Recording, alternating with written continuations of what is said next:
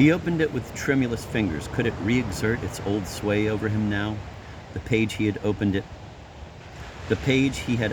at was headed General Cessation Day, and he began to read. The recasting of the calendar on a decimal basis seems a simple enough matter at first sight, but even here there are details that will have to be thrashed out.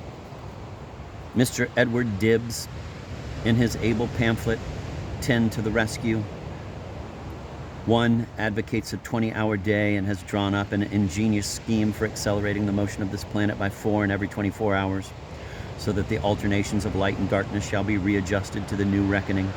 I think such readjustment would be indispensable, though I know there is a formidable body of opinion against me. But I am far from being convinced of the feasibility of Mr. Dibbs' scheme. I believe the 24-hour day has come to stay, anomalous though it certainly will seem in the 10-day week, the 50-day month, and the 1,000-day year. I should like to have incorporated Mr. Dibbs' scheme in my vision of the dawn. But as I have said, the scope of this vision is purely practical. Mr. Albert Baker, in a paper too read before the South Brixton Hebdomadals, pleads that the first 7 days of the decimal week should retain their old names, the other 3 to be called provisionally Huxley Day, Marx Day, and Tolstoy Day. But for reasons which I have set forth elsewhere, 3, I believe that the nomenclature which I had originally suggested, 4, A Day, B Day, and so on to J Day, would be really the simplest way out of the difficulty. Any fanciful way of naming the days would be bad, as too sharply differentiating one day from another. What we must strive for in the dawn is that every day shall be as nearly as possible like every other day. We must help the human units, these little pink slobbering creatures of the future, whose cradle we are rocking, to progress, not in harsh jerks, but with a beautiful unconscious rhythm.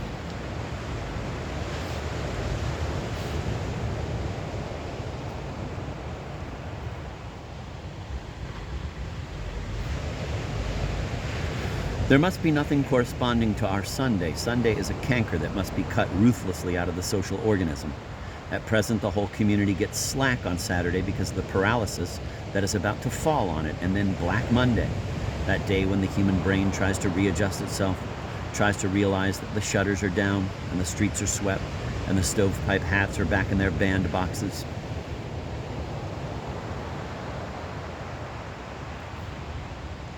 Yet, of course, there must be holidays. We can no more do without holidays than without sleep. For every man there must be certain stated intervals of repose, of recreation in the original sense of the word.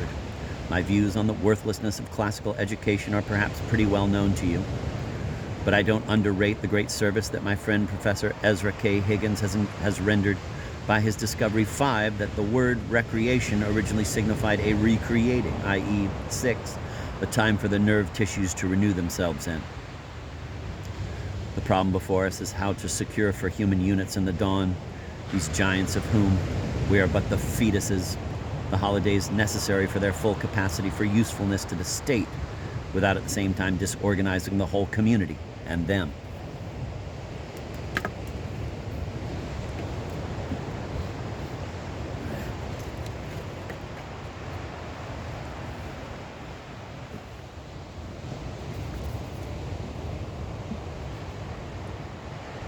The solution is really very simple. The community will be divided into 10 sections, Section A, Section B, and so on to Section J, and to every section 1 day of the decimal week will be assigned as a cessation day.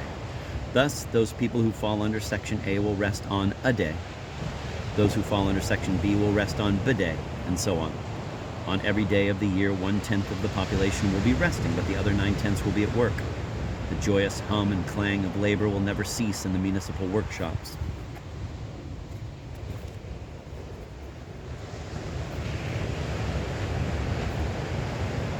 You figure the smokeless blue sky above London dotted all over with airships in which the holiday-making 10th are recreating themselves for the labor of next week, looking down a little wistfully, perhaps, at the workshops from which they are temporarily banished. And here I scent a difficulty. So attractive a thing will labor be in the dawn that a man will be tempted not to knock off work when a cessation day comes round, and will prefer to work for no wage rather than not at all, so that perhaps there will have to be a law making cessation day compulsory, and the overseers will be empowered to punish infringement of this law by forbidding the culprit to work for 10 days after the first offense, 20 after the second, and so on. But I don't suppose there will often be need to put this law in motion. The children of the dawn, remember, will not be the puny, self-ridden creatures that we are. They will not say, "Is this what I want to do?" But shall I, by doing this, be A, harming, or B, benefiting, no matter in how infinitesimal a degree, the future of the race?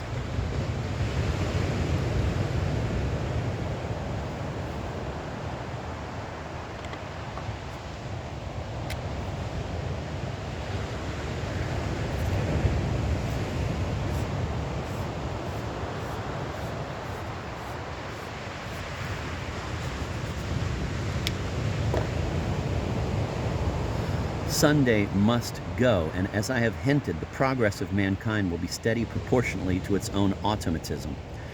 Yet I think there would be no harm in having just one day in the year set aside as a day of universal rest, a day for the searching of hearts. Heaven, I mean the future, forbid that I should be hidebound by dry as dust logic in dealing with problems of flesh and blood.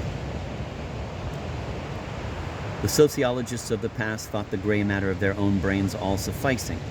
They forgot that flesh is pink and blood is red. That is why they could not convert people.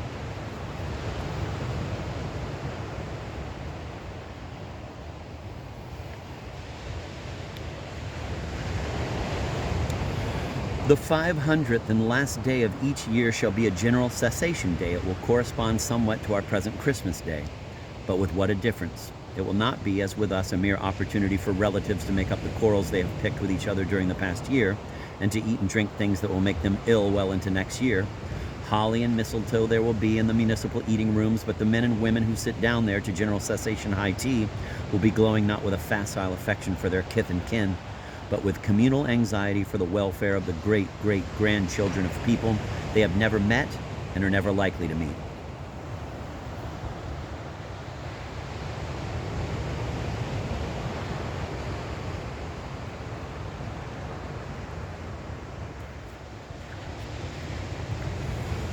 The great event of the day will be the performance of the ceremony of, quote, making way, end of quote.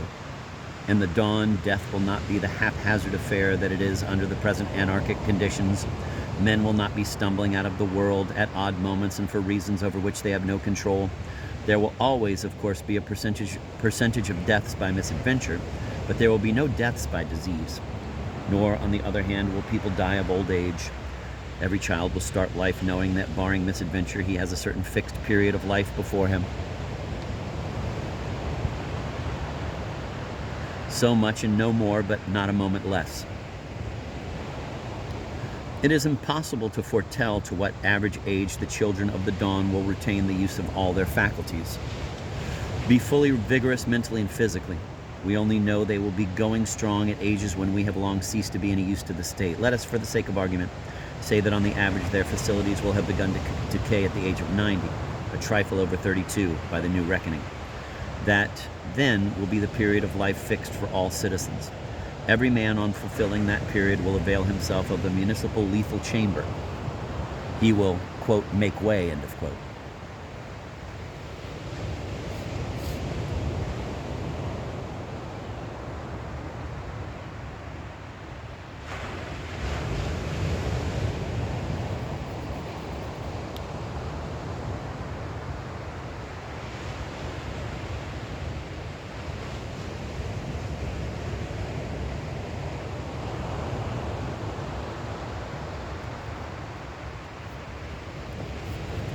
I thought at one time that it would be best for every man to make way on the actual day when he reaches the age limit, but I see now that this would savor of private enterprise.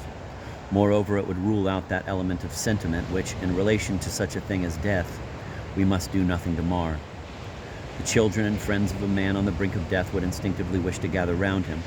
How could they accompany him to the lethal chamber if it were an ordinary working day, with every moment of the time mapped out for them? On General Cessation Day, therefore, the gates of the lethal chambers will stand open for all those who shall in the course of the past year have reached the age limit. You figure the wide streets filled all day long with little solemn processions, solemn and yet not in the least unhappy. You figure the old man walking with a firm step in the midst of his progeny, looking around him with a clear eye at this dear world which is about to lose him. He will not be thinking of himself. He will not be wishing the way to the lethal chamber was longer. He He will be filled with joy at the thought that he is about to die for the good of the race, to make way for the beautiful young breed of men and women who, in simple artistic antiseptic garments, are disporting themselves so gladly on this day of days. They pause to salute him as he passes, and presently he sees, radiant in the sunlight, the pleasant white-tiled dome of the lethal chamber. You figure him at the gate, shaking hands all round, and speaking perhaps a few well-chosen words about the future.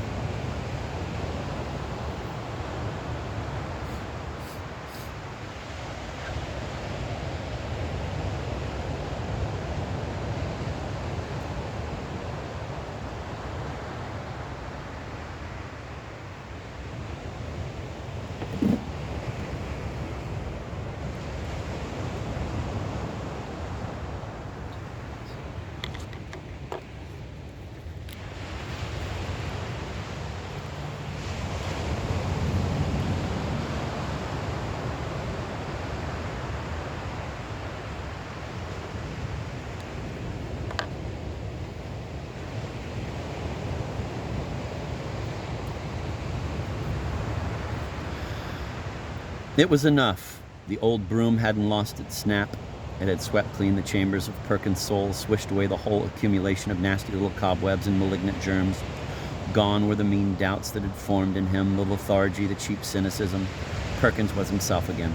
He saw now how very stupid it was of him to have despaired just because his own particular panacea wasn't given a chance. That provisional government plan of his had been good, but it was only one of an infinite number of possible paths to the dawn. He would try others, scores of others.